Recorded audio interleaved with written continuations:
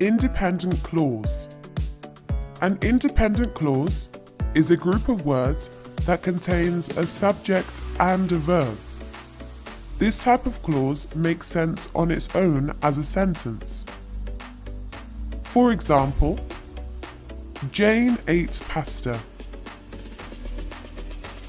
The subject in this sentence is Jane, and the verb is ate.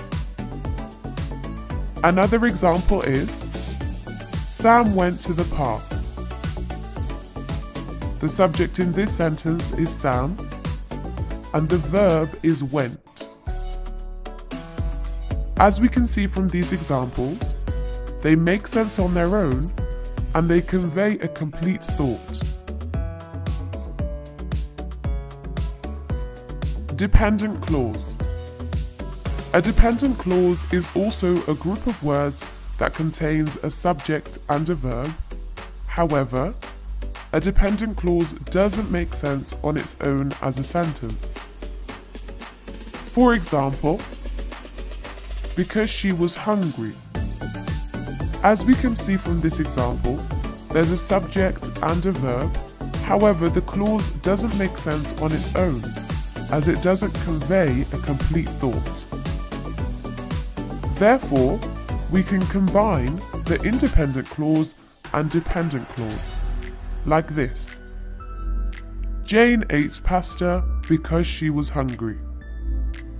As we can see here, the dependent clause depends on the independent clause to make sense. Another example is, after he finished. Again, this clause doesn't make sense, as it doesn't convey a complete thought. Therefore, we can combine it with an independent clause like this. Sam went to the park after he finished school. We can also identify dependent clauses by looking for a subordinating conjunction. A subordinating conjunction introduces a dependent clause. There are many types of subordinating conjunctions, such as after, although, before, because, etc.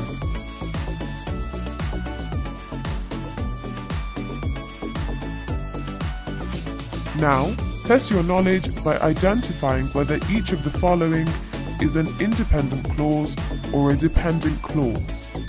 You can pause the video here so you have time to think about your answers.